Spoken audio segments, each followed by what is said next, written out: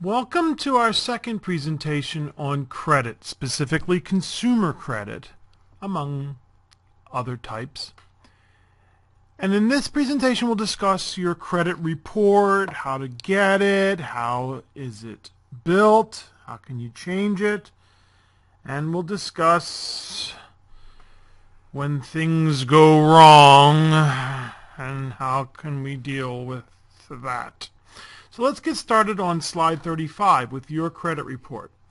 There are three often called super bureaus or credit bureaus. There's a couple others, but a fourth one tried to get off the ground, but you don't see too much about it. But these are the three biggies: Experian, TransUnion, and Equifax. And they all talk to one another. Their computers are all linked up. And so you can, by just calling this one number, have them stop sending you. They're not the ones that actually send you the credit solicitations. The credit card companies and other credit companies go to these companies and say, hey, we're looking for people with really, really good credit scores who live in this area and make this amount of much money and are turkey farmers or whatever. And that's the kind of data they have, folks. Or we're looking for people in this area, credit score's a little low, we're going to charge them a higher interest rate, and they make this much money. And by calling that one number, you can have your name basically removed from their mailing list. Now, they're not going to take your data out of their system. No way. That is theirs. They want it. That's how they make their money. But they'll just stop giving your information, selling it actually, to the credit card companies. And, I really didn't think it was going to work when I did it many years ago. I thought, well, within 4 to 5 weeks after putting my name on their list, boom, they stopped coming to me. They started coming to my wife. And so, okay. And so I got her name off, and sure enough, 4 or 5 weeks, they stopped coming to my wife. It was pretty amazing. I was amazed. And then one day, my son was 8 years old in 3rd grade, and he got one. And I thought, this is great. This is too good. I'm going to go to the newspapers, to the magazines, the television, the radio, whatever, Infernal Net, because I'm going to send in an application with his signature, with all the right information. And we didn't lie. We said how much he made. Wasn't much. Put his birthday, and I said, would you sign this, Joseph? And he looked at me and said, we haven't learned cursive yet. I said, oh, just print your name. And sure enough, it came back saying, thank you very much for your request, but we cannot honor it because, and they have a little list of things that kill the deal, and the one was he wasn't 18. Now, tell me, can a minor get a credit card? Well, yes, but because a minor cannot enter into a contract, a legally binding contract, if the credit card company goes to collect, the minor can just say, sorry, and you weren't supposed to make a contract with me, because that's exactly what you're doing. You're creating a contract whenever you use that card. That's why they want an adult on the credit card account so that they can go after the adult. The number of mix-ups and errors in credit reports has declined recently, but it's still very high, folks. I mean, given the vast majority, not majority, but it's the vast, huge number of transactions that occur every day, every minute, there's going to be mix-ups. The first time you get your credit report after maybe you've been in the system for a few years, you're going to be astounded. What? The first time I got my credit report, I was amazed to know that I was making payments on a condominium mortgage in Miami, Florida. I called the credit union and said, I don't think I own a condominium in Florida. And they said, oh, we'll take care of it, Mr. Payano. And sure enough, there's another Frank Payano. Hard to believe in this world. He's a 3rd-degree black belt. I was surprised. I haven't met the guy. The bureaus get the information from banks, finance, and credit card companies, merchants, and others. And each year you can get a free credit report from each of the 3 major credit bureaus. They call it the central source. I don't know why. But there's only one place that you can really get it for free, and that's annualcreditreport.com. All the other places excuse me, are just trying to sign you up for $10 or $40 a month or whatever. The first month is free. And even when you do it on this website, they're going to try to sign you up for $20 a month credit, whatever. Don't do it. Don't do it. Get it once free, and then if you ever are declined, as we'll see, you get another free credit report. And there's the 800 number. Slide number 36.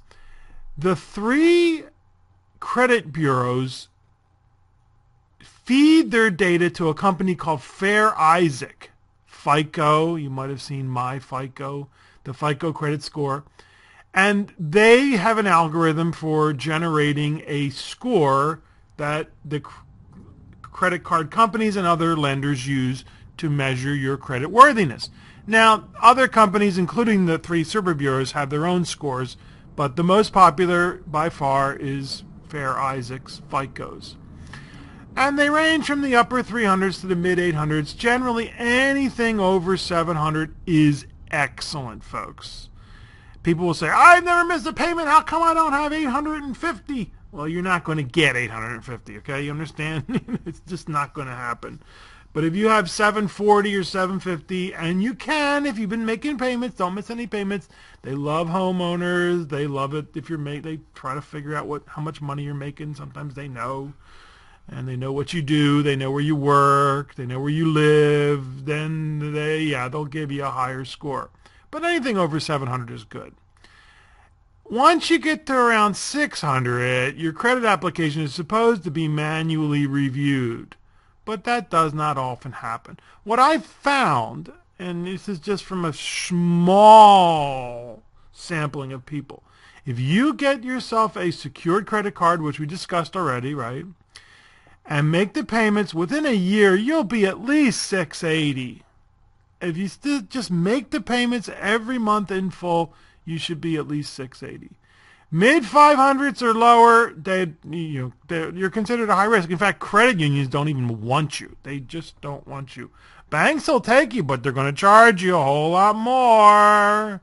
Slide 37. What makes up your FICO score? Well, for a long time, this stuff was secret, which was really stupid, because how can you know how to act if somebody's grading you, but they don't tell you what the criteria are? I'm going to give you a grade, and I'm not going to tell you what you have to do to get the grade, but you got to figure it out yourself. So what FICO would do is somehow they would surreptitiously leak this information to the press. Well, finally, a couple years ago, they came clean and said, look, this is how we calculate it. And there's just one of many articles that you could find that discusses it. And surprise! It now can be told that the biggest component is, do you make your payments on time? Your past payment history. Right. They also want to know if you're maxed out, so to speak. And the rule of thumb is never past 75% of your credit capacity. Well, I don't think you should get anywhere near that. In fact, they recommend that if you're getting there, you should open more credit. Does that make sense? I don't think so. Trying to cure obesity by buying bigger clothes. The length of the credit history is 15%. And what the financial media and other advisors will say is, don't cancel those old credit cards or you're not using it anymore. Leave them open because it helps your credit score. I say, go ahead, cancel it. It's going to ding your score a little bit, but not much. And by far, just keep making your payments on the one that you are using to buy gas or buy, whatever you buy with it, and every month pay it off like a debit card, and your credit score is going to quickly climb back up. The amount of new credit is also could be a red flag. If you open up too many accounts in a short period of time, they don't like that. And then the different types of credit. They love when you own a home. They just love homeowners. It used to be that you could put an authorized user on your account and it would help their credit score, but no more. That's my understanding. No more does that help them. So what are you going to do? Make your payments on time. Slide 38. The Fair Credit Reporting Act says that your credit report must be accurate. And so what you should do is, as we said, get a free credit report every year. And then if you're denied credit, you can get another report for free. Okay, some people pay it. For years, they didn't give you the annual credit report, and it just got me so angry that they were charging me money for my own information. And we're going to charge you for information about you. So what I would do is I'd call up Disaster or American Excuse and ask for a credit card with $1 million limit. And they'd say, well, we can't give you that. I said, are you denying me credit? And yes, I guess so, sir. I'm sorry.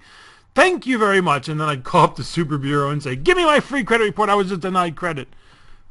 It's only $8, but it would just drive me nuts that they're charging me $8 for my information. So, but now you don't have to worry about it anymore. Just get your free credit report. If there is inaccurate information, they must correct this within 30 days. I didn't own the condo. Oh, by the way, they had Southwestern 4 or 5 different ways spelled incorrectly. This is interesting. I work at Southwestern College. It's all one word, and it's not Southwest. It's not South Space West. It's not South Space Western. Only authorized persons have access to your report. Not true. Anybody has access to your credit report. I know they're not legally supposed to, but they do. One reporter who was given the system keys, the keys to the system, was able to find out pretty much anything on anybody. Adverse data can be reported for 7 years and bankruptcy for 10 years. Now, I want you to remember these two numbers. I'm going to ask you several times. Why? Because it's important. If you miss a payment today, 7 years from now, they can hold on. They can get rid of it if they want to sooner, but it's going to stay in your credit report for 7 years. After that, they must remove it. That's why you should check your credit report. If there's stuff from 10 years ago or something like that, you want it removed now. So what are we talking about? Miss a payment, a judgment in a court case, a charge-off. What's a charge-off? It means they've given up. They basically said, you know what? This person's not paying. We're not going to go after them. Does that mean they don't owe the money anymore? No. That you don't owe the money anymore? No, that's not what it means. It just means they've given up. So that's what we call adverse data. And mostly it's missed payments. And then bankruptcy, 10 years. So remember those two numbers. Slide 39, identity theft. Protect yourself by shredding old credit slips, folks. Account statements, credit offers you receive in the mail and don't even open. No, don't throw them in the trash. Shred them. Get a decent one. Spend about $30-50. You may not know your identity has been stolen until you receive a bill with charges that are not yours. And there are several sources of data, and the data is all over the map. There's all different types of numbers being reported. But here's this one website that I actually think is a pretty good website, idtheftcenter.org. And they're saying in 2013 there were 23 million thefts, over $1,000 per victim, and that's almost $25 billion. So if anybody wants to find good statistics on these identity thefts, please do if you do. Okay, so yeah, this is a growing business. Slide 40. Take 3 actions once you know you've been pilfered, once you've been attacked. Contact the fraud departments of each of the 3 major credit bureaus. Their computers talk to one another, but still, contact all 3 of them.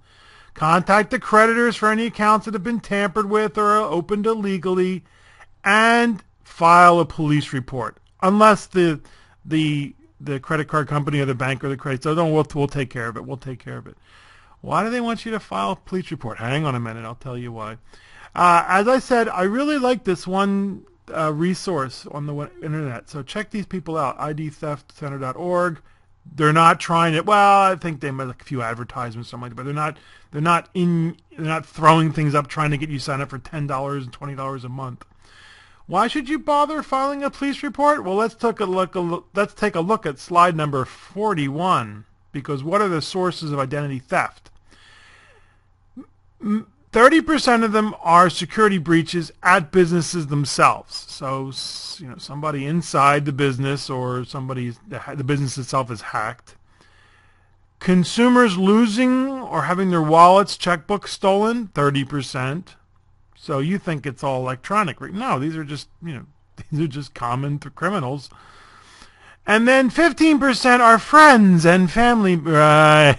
That's why they want you to file a police report.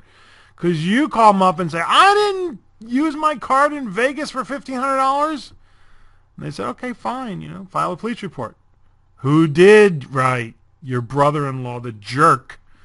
You lent it to him to go buy some tires for his car, and all of a sudden he's in Vegas swiping your credit card. That's why they want you to file a police report. Stolen mail. Yeah, people taking stuff right out of your mail. And then only 9% are the scams and attacks targeting your home computers. Doesn't mean you shouldn't use a good password. Doesn't mean you shouldn't take precautions. But, yeah. And what's happening is there's an entire industry that is cropping up to charge you $10, $20, $30 per month to protect or ensure your identity.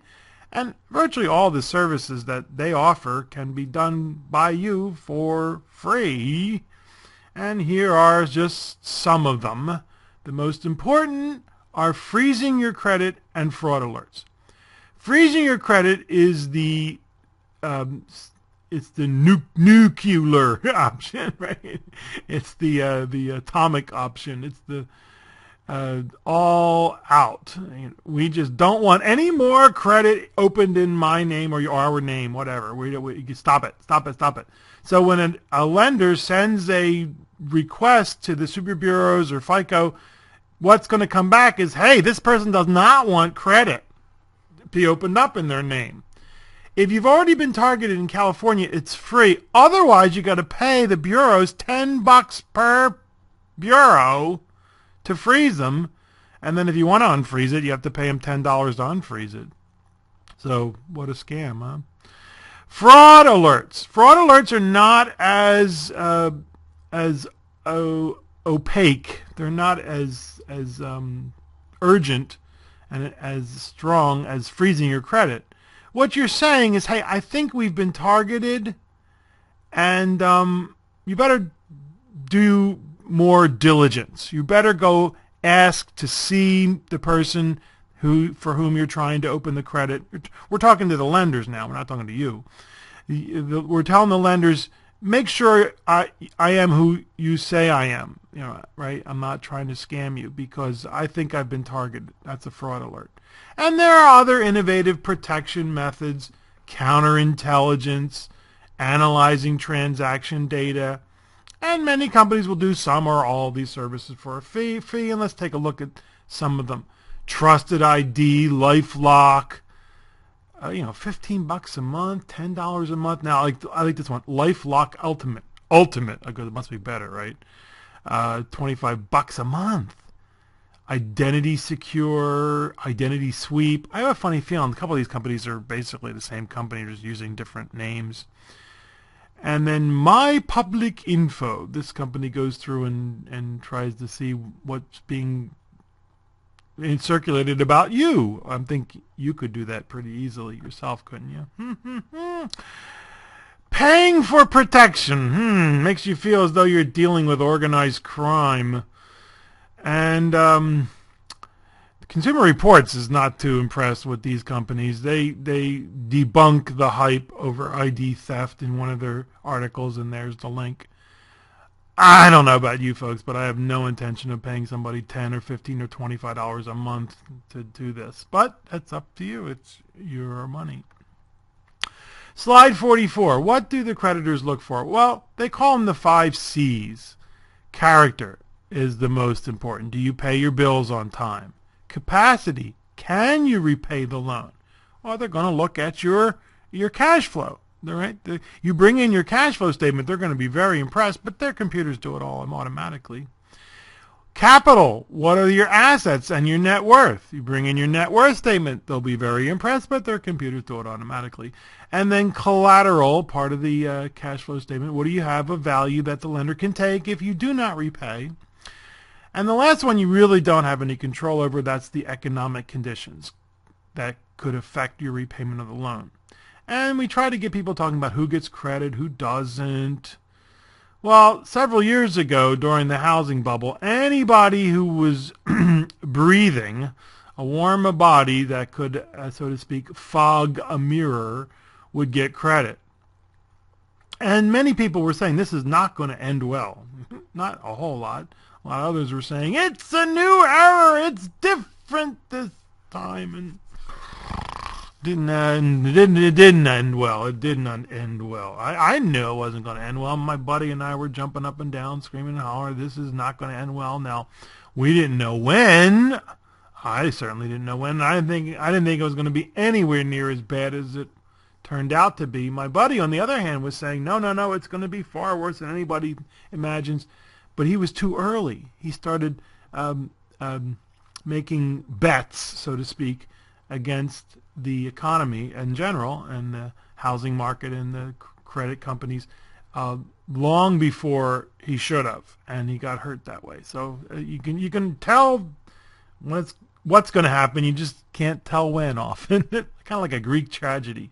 You knew the stage was going to be littered with bodies. You just didn't know how long the play was going to last. Slide number 45. What if you're denied credit? We'll discuss that more when we get to Chapter 7.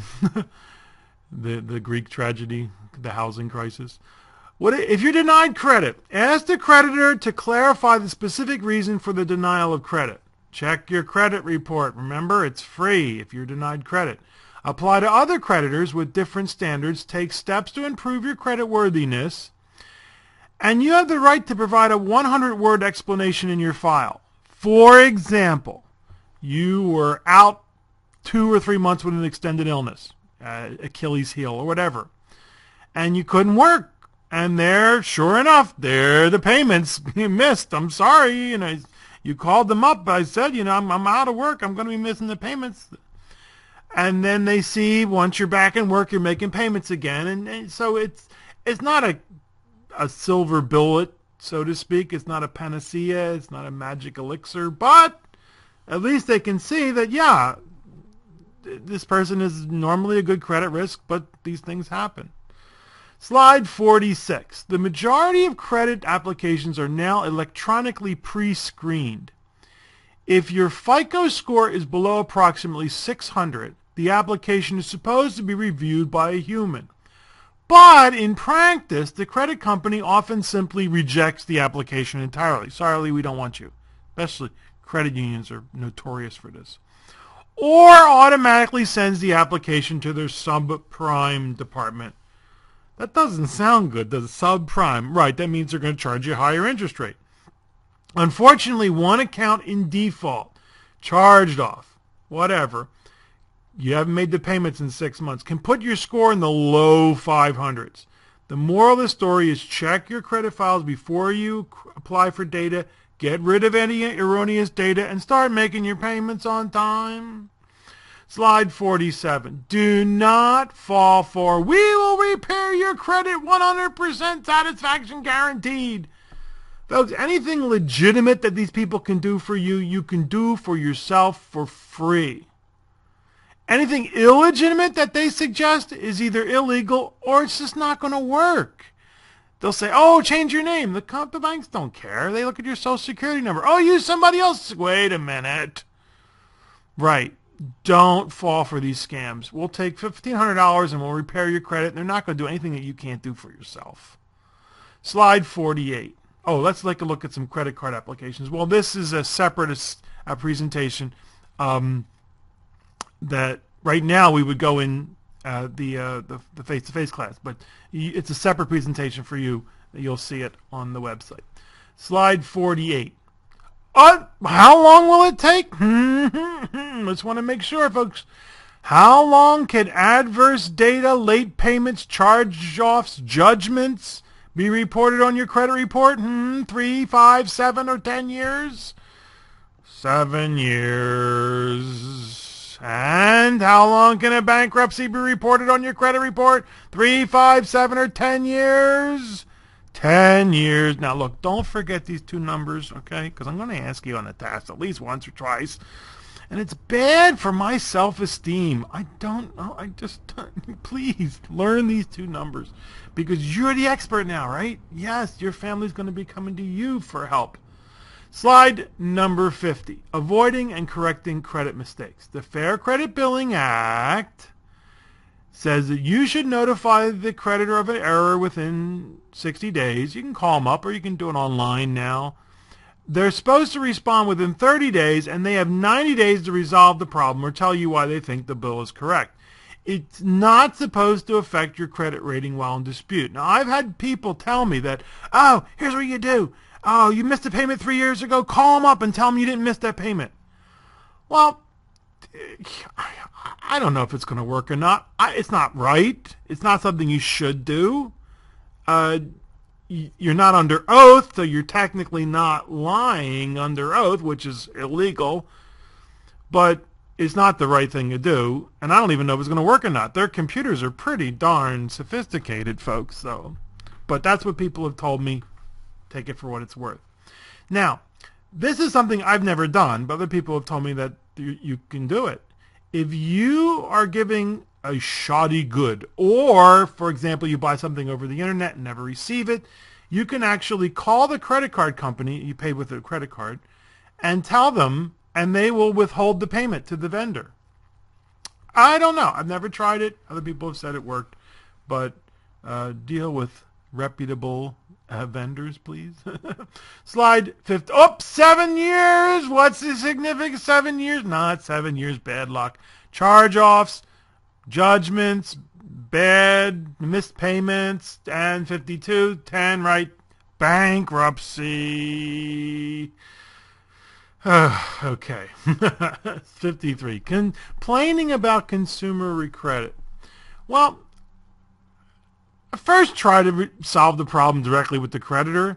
If that doesn't work, there are more formal complaint procedures. There are a variety of consumer credit protection laws and federal agencies who administer and assist with complaint procedures. And the one that's supposed to be the overarching entity is the FTC, the Federal Trade Commission. And there are surprisingly a low number of complaints given the vast, unbelievable number of transactions that occur every month or every day, right? So for that, we should be thankful. We should be thankful that the system works as well as it does, I think, in my humble opinion. Slide number 54, equal credit opportunity. Well, you know what this one's supposed to do. Some of us are more equal than others. Look, don't give up. Never give up, folks. Somebody out there wants to lend to you. I don't care what color you are, what you look like, 3 eyes in the middle of your forehead. The most important color is green. They want your money. And after you've established yourself as a good credit risk, the others will come calling and you can tell them to kiss off. Right. I know one woman who went to 26 different banks. How do you like that? And the 27th one said yes. So never give up. Slide 55. Okay. What if you're having problems? Okay, notify your creditors if you can't make the payment. They appreciate that you keep in contact with them. Trust me, they do. They want to know what's going on. The debt collection practices require that if a debt collector calls you within 5 days, they must send you a written notice of the amount owed. And if you do dispute the debt, they have 30 days to verify the debt. Now, the important thing here to do is to send the collector a letter stating that all further contact should be via the U.S. Postal Service. And if this is a very aggressive debt collector, a collection agency, I would send it registered mail so you get a confirmation that they received it, because after that they can't call you. Slide number oops, I missed it. Yeah. 555, they can't call you, they can't harass you, let's take a look at slide 56. Every state has a statute of limitations on how long a person can be sued for debt. In California, the statute of limitation is 4 years. Look, that doesn't mean that the debt is erased, folks. They just can't sue you in court for the debt.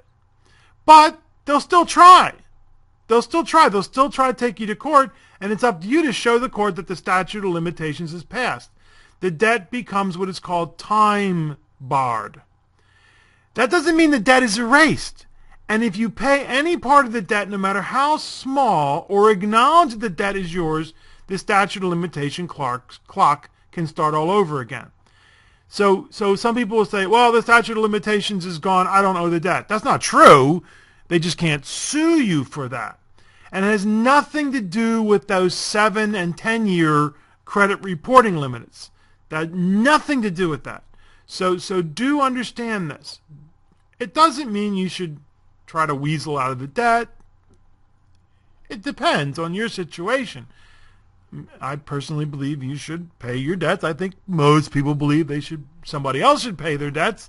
And when it comes to them, they might decide, well, that company didn't treat me well or whatever. But it's up to you. So slide number 57. Oh, here it is. Here's the just one article about the statute of limitations. So slide 57. After you have sent them the letter that says all correspondence must now be in writing, they cannot be abusive, they cannot threaten you, cannot call you at work, can't tell your boss, your friends, can't call you at odd hours. They must follow set procedures. And it's interesting that this act does not apply to creditors that try and collect the debt themselves. So obviously it's the collection agencies that have the bad reputation for abusing people. Some of them would threaten you with jail term. No, folks, we haven't had debtor prisons for a long, long time, okay? You haven't committed any criminal act unless you entered into the agreement fraudulently, and that's a different issue. But no. You're just, you're down on your luck or whatever. You are trying to get back on your feet, and, don't harass me. Slide number 58. There are consumer credit counseling services that can help you. Now, these are non-profit. They're not the places that say, we'll repair your credit, don't worry. No. They're for-profit. These credit counseling services are non-profit. So you think, well, how do they get their money, right? Where do they get their money from? Who pays for their operations? Well, they will charge you certain fees, and they're fairly reasonable. But the credit card companies are bankrolling the lion's share of the operations. Huh? Why would a credit card company want to help a credit counseling service? Because, as we've said, a good parasite wants its host to stay alive. So they don't want you to go under. They know that if you go into bankruptcy, they're not going to get a dime. So they want to help you with education and help with spending plan. They're going to do basically the same stuff we did here in Business 121. Create a cash flow statement, net worth statement, and the debt counseling services that they provide for serious financial problems. Slide number 59. What are some of the warning signs? Okay, we're paying only the minimum balance, increasing the total balance due each month. Look at your cash flow statement. Is it negative? Where's that money coming from? A lot of people it's coming from credit cards. Missing or alternating payments or paying late, getting second or third or fourth or fifth payment notices, borrowing money to pay debt payments, not knowing how much you owe, going over your credit limit, not talking to your partner about money. Or only talking to your partner about money. Okay, we have some problems. Maybe we need to take a look at slide number 60 and declaring personal bankruptcy. Bankrupt. What does it mean? Well, the banks used to be banks, a plank. And bank was a plank. And when this I guess goes back to Greek times or Roman times, when you were a money lender and you were a bank, you had your bank,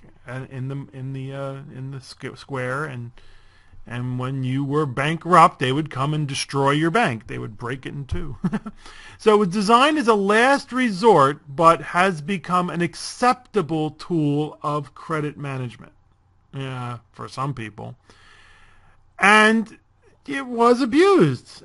So many complained that the bankruptcy was being abused, especially the credit card companies.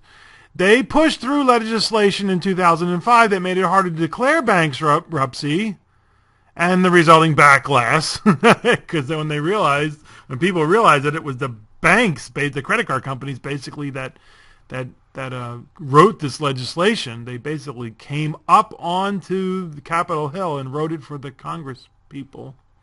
It's called the K Street Project for you political science folks. Take a look. The resulting backlash led to some of the recent consumer-friendly changes in the industry. I love this quote. Bankruptcy is a legal proceeding in which you put your money in your pants pocket and give your coat to your creditors. Oh, in other words, you're trying to hide them. Right, you can pay the debts, but you're trying to hide whatever's left. Slide 61, the last resort. Well, not really. There's two different chapters for individuals. Chapter 13 and Chapter 7. Chapter 7 is the last resort. Chapter 13 is a reorganization. Hey, I can get back on my feet. Give me some time. And what the court will do is appoint a trustee that manages your money. And in the meantime, the creditors are held at bay. And the idea is you're going to eventually come out of Chapter 13. Chapter 7 is the more radical, absolute approach. It is a fresh start. And many of your debts are discharged. The credit card companies do not want you to go to Chapter 7. In fact, part of their legislation in 2005 was to funnel everybody through Chapter 13. It didn't work. My understanding is lawyers found a huge loophole that allowed people to go right to Chapter 7. So the idea was to stop people from walking away from all their debts, and it didn't seem to work. Slide number 62. After bankruptcy, you no longer owe normally all your retail storage charges, credit card charges, unsecured loans, medical bills. The hospitals were not too happy about this. That's why it cost you $17,000 for a day in the hospital when it really only cost them 1/3 or 1/6 of that, because you're paying for the people who just walk away. After bankruptcy, the book says you may, and I say you will, still owe taxes and fines. You can't get away with declaring bankruptcy and not paying your taxes. Child support and alimony, college loans, wrong. You can't get rid of those college loans. And debts arising from illegal activities, such as a DUI. And we'll discuss cars in Chapter 6. But how much does a DUI cost, folks? Anywhere from $5,000 to $15,000.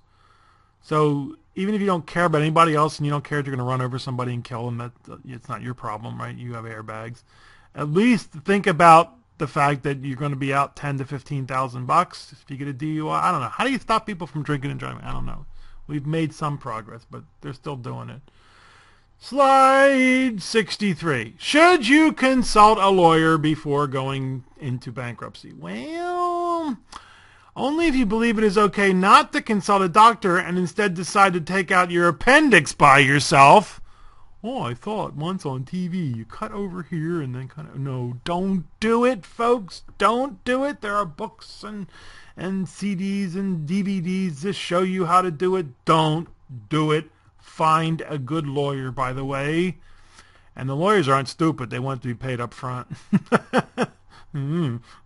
Slide 64. Uh-oh! On your 10th wedding anniversary, you splurge on a $5,000 second honeymoon, which you charge to your credit card with an interest rate of 15.9%. How long will it take you to pay back the debt if you make only the 2.2% minimum payment each month? Will it be 13 years, 19 years, 28 years, or it'll be paid off out of your estate when you die? It's going to take you 28 years to pay that off. What? What? Are they serious? Yes. These parasites know how to find a good host and stay there forever. Slide number 65. And how much of a finance charge will you pay in those years? 28 years, almost 3,000, almost 5,000, a little over 7,000, or $15,281. Turns out you're going to pay $7,129 in interest on that $5,000 debt in 28 years, plus those are all after-tax dollars, so figure it's double that. Well, maybe not quite double, but $20,000 for a $5,000. Oh boy, oh boy. Do you see? Yes, you're going to see on the website what I call the House of Horrors. Right? The House of Horrors, credit card House of Horrors. And I want you to take a look at those in the face-to-face. This is, we would show these. But you're going to take a look at those, and they are, folks, they are just horror stories. Slide number 66. Under the new law, the credit card companies now must disclose how long it will take you to pay the balance, and how much you will actually pay if you only make the minimum payments. Because this is what they want you to do. They want you to just make the minimum payments. The hope is that people who have not taken Business 121 will be motivated to pay off their balance quicker. But of course, all of you already knew this, right? So nod your heads, yes, thank you very much. So here's an example. This person has a balance of $5,800, and the minimum payment is only $87. Seems very reasonable. But if they just made the minimum payment, it's going to take them 21 years to pay the darn thing off. This one has a little higher minimum payment percentage than the other one did. So what they're showing you, look, if you just make $195 as your minimum payment, you will pay off the balance in 3 years and wind up saving over $4,000 in interest charges. So this is what they're hoping people will look at when they look at their bill. I mean, the people, not the credit card companies, they don't hope you look at it, but the idea behind the legislation that was proposed. It's the same idea about putting the calories on